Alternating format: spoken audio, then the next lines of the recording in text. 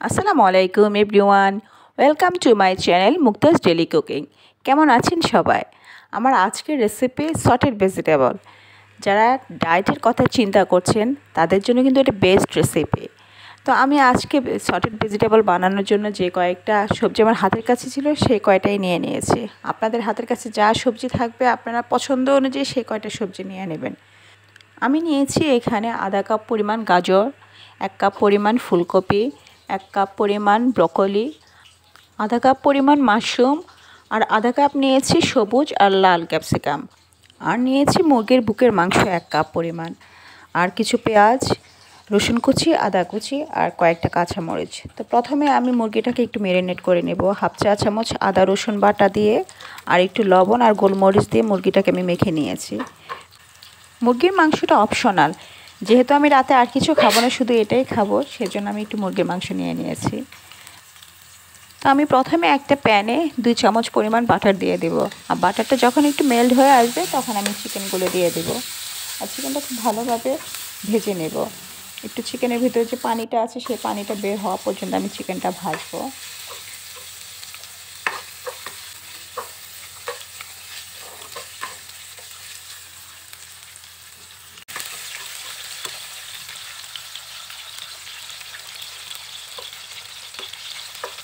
চিকেনটা যখন একটু ভাজা ভাজা হয়ে আসবে তখন আমি এখানে দিয়ে দেব রসুন কুচি আর আদা কুচি। চিকেনগুলো একটু সাইড করে রেখে আমি আদা রসুন কুচিটা খুব ভালো করে ভেজে নেব।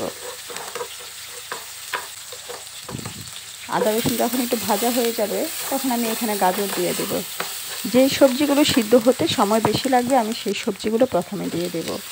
তো গাজর দেওয়ার পরে একটু কিছুক্ষণ নেড়ে ছেড়ে তারপরে আমি ফুলকপি দিয়ে দেব। ফুলকপিটা দিয়ে আমি কিছুক্ষণ ভেজে নেব। তারপরে দিয়ে দেব আমি ব্রকলি।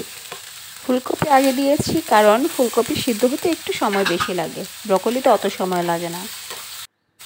আমি আজকে ক্যানে রাখা মাশরুম ব্যবহার করেছি, আপনারা ইচ্ছা করলে ফ্রেশ মাশরুমও দিতে পারেন, সেক্ষেত্রে এটা আগে দিয়ে দেবেন। এখন কেটে রাখা মাশরুমগুলো দিয়ে দিব, আর টুকরো করা পেঁয়াজ, কাঁচামরিচ ফালি করে রেখেছি সেগুলো, আর হাফ চামচ লবণ দিয়ে দেব। দিয়ে খুব ভালো করে নেড়ে একটু পরপর আমি টচিং করে নেব, এতে মশলাগুলো খুব ভালোভাবে সবজির ভিতরে ঢুকে যাবে। এখন দিয়ে দেব লাল আর সবুজ ক্যাপসিকামটা, আর কয়েকটা পেঁয়াজ কলি কেটে রেখেছি সেগুলো দিয়ে দেব। আমি এখানে কিছু পাতাকপি কেটে রেখেছি কিন্তু ভুলে গিয়েছি দেওয়ার জন্য। যখন আমার রান্না কমপ্লিট হয়ে গিয়েছে তারপরে কি আমার মনে পড়ছে। যাই হোক, এখন আমি এখানে 1 টুকরো লেবুর রস চেপে দেব। আবার একটু টচ করে নেব। এখন দিয়ে দেব 1 টেবিল চামচ সয়া সস। সয়া সসটা দিয়ে আবার খুব ভালোভাবে আমি মিশিয়ে নেব সবজিগুলো।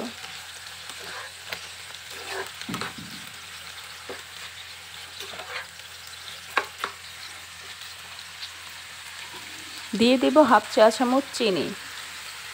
অনেকেই সবজিতে চিনি খাওয়া পছন্দ করেন না, কিন্তু চাইনিজ ফুডে কিন্তু চিনি ব্যবহার না করলে পারফেক্ট টেস্টটা পাওয়া যায় না। সামান্য পরিমাণ হলেও চিনি ব্যবহার করবেন, এতে টেস্টটা খুব ভালো আসে। এখন আমি এখানে হাফ চা চামচ কালো গোলমরিচ গুঁড়া দিয়ে দেবো। গোলমরিচটা দিয়ে আবার একটু খুব ভালোভাবে নেড়ে ছেড়ে একটু টচিং করে নেব। এই ভেজিটেবলটা কিন্তু একটু ক্রাঞ্চি থাকা অবস্থায় আমি নামিয়ে দেবো, কারণ এটা একটু হালকা কাঁচা থাকলে খেতে বেশি টেস্ট লাগে। বেশি সিদ্ধ হয়ে গেলে একেবারেই টেস্ট নষ্ট হয়ে যায়। আমার বাসায় মাশাআল্লাহ এই ভেজিটেবলটা সবাই এত বেশি পছন্দ করে যে রান্না করার সাথে সাথে শেষ হয়ে যায়। তো আমার মেয়ে প্রায় আমাকে বলে, আম্মু তুমি আমাকে এভাবেই করে ভেজিটেবল রান্না করে দেবা, তাহলে তো আমি একটু ডায়েট করতে পারি। তো সবসময় তো আসলে হয়ে ওঠে না, মাঝে মাঝে আমি চেষ্টা করি করে দেওয়ার। অলমোস্ট আমার রান্না কমপ্লিট হয়ে গিয়েছে। এখন আমি একটা সার্ভিং ডিশে নিয়ে উপরে কিছু সাদা তিল ছিটিয়ে সাজিয়ে নেব। আর আমার রান্না আপনাদের কেমন লাগে অবশ্যই কমেন্টস করে জানাবেন। রেসিপি ভালো লাগলে প্লিজ অবশ্যই আমার চ্যানেলটি সাবস্ক্রাইব করে দেবেন এবং লাইক শেয়ার দিয়ে অন্যদেরকে দেখার সুযোগ করে দেবেন। আর আমার বাকি ভিডিওগুলো দেখার অনুরোধ রইল। ভেজিটেবলটা দেখতে যেমন সুন্দর হয়েছে, মাশাআল্লাহ খেতেও কিন্তু অনেক টেস্টি হয়েছে। তো আজ এই পর্যন্ত, ইনশাআল্লাহ আবার দেখা হবে আগামী কোনো ভিডিওতে। সে পর্যন্ত সবাই ভালো থাকবেন, সুস্থ থাকবেন। আল্লাহ হাফেজ।